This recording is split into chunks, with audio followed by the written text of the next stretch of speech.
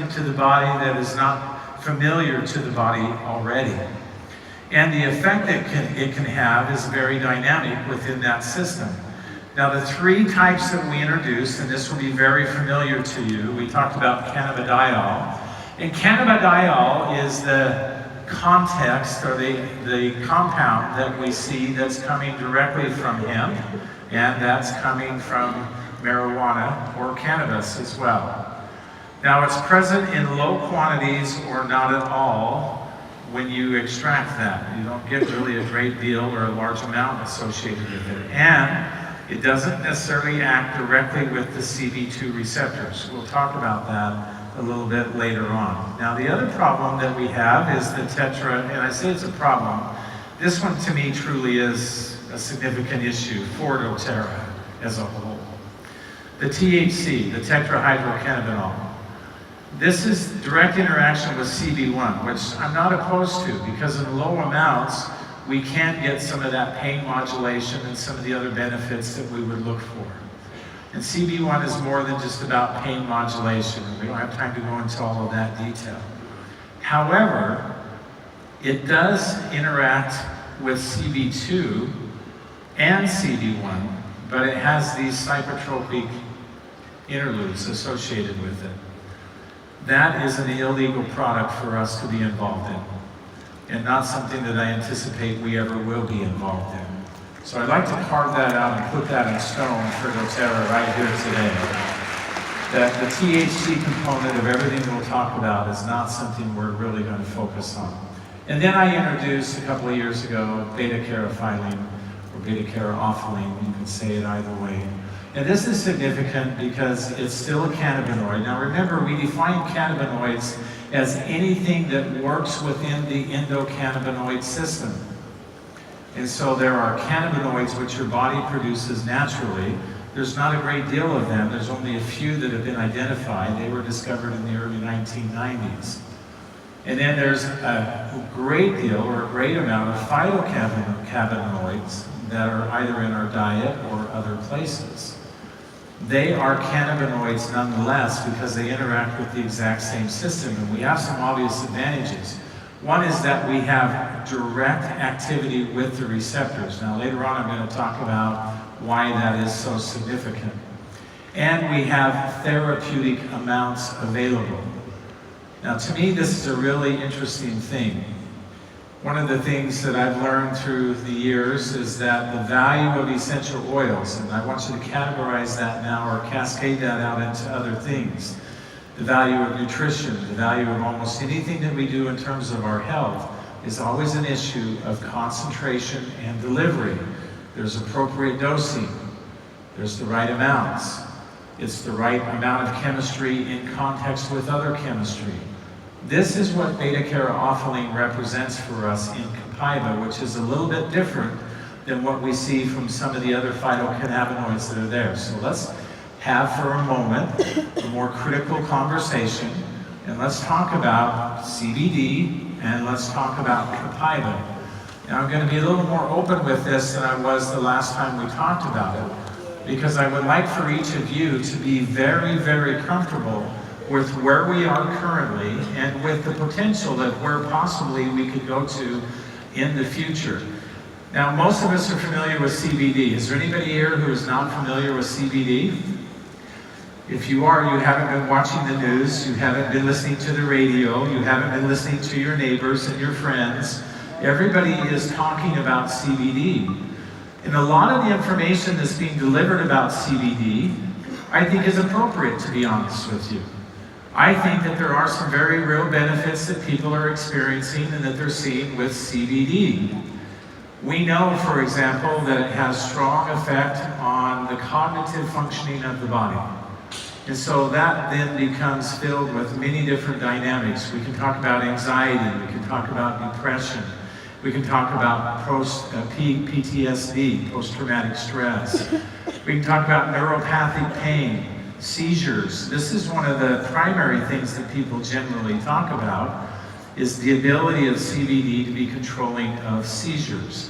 Now, one of the things I'll say about all of this information, while I don't disagree that people are having this experience, I think it begs a few questions. It's not so much whether or not it's happening, but rather, why is it happening and how is it happening?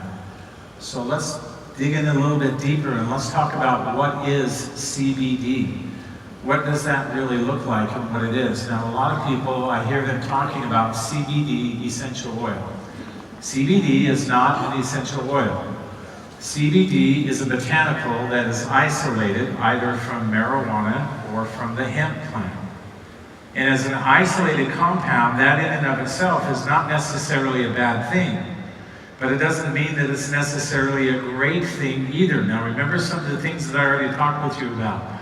We don't know in its entirety how much is available through a natural process.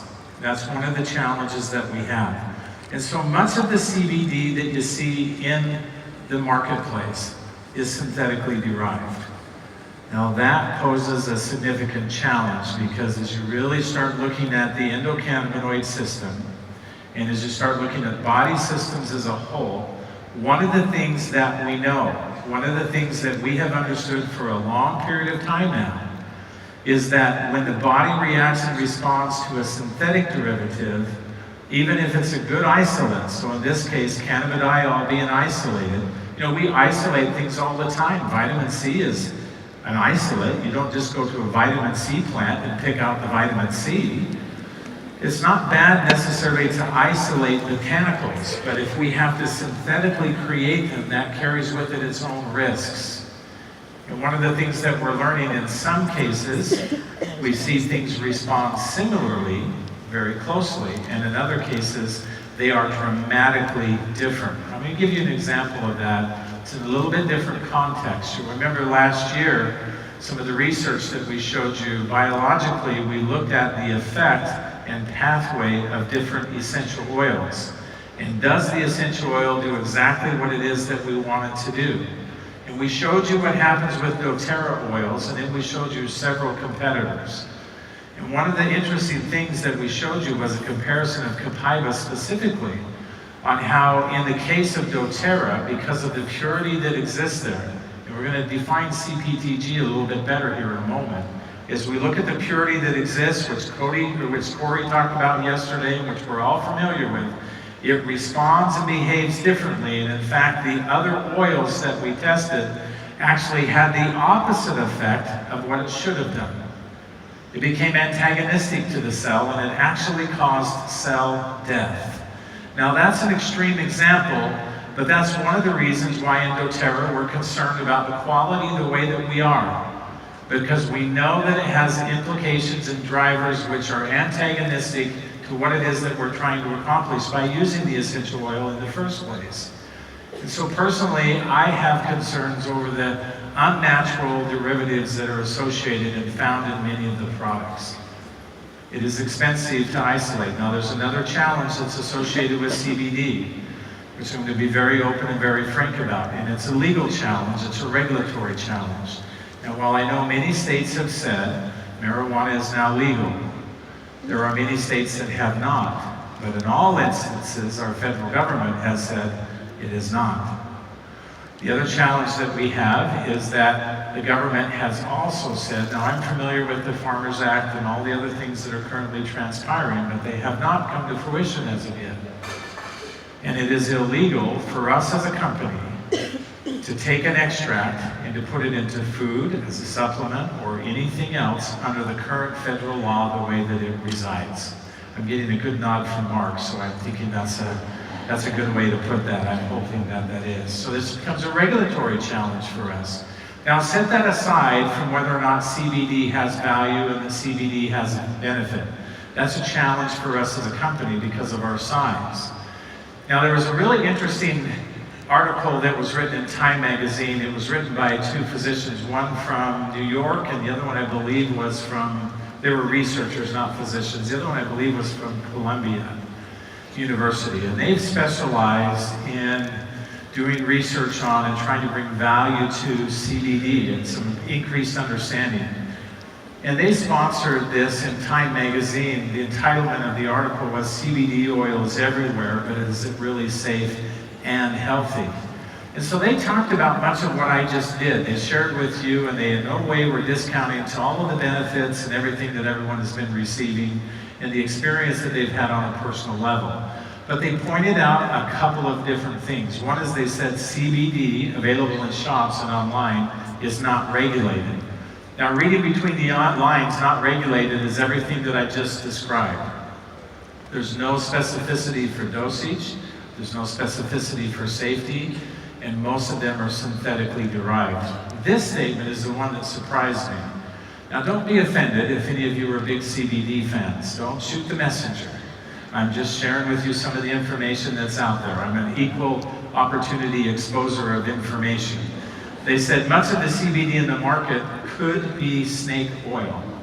The major reason why they're suggesting that is not because they don't see value. In fact, they're big proponents of CBD as a product in the marketplace. They just don't like the context that it currently resides in because it's completely uncontrolled and most of it is synthetically created.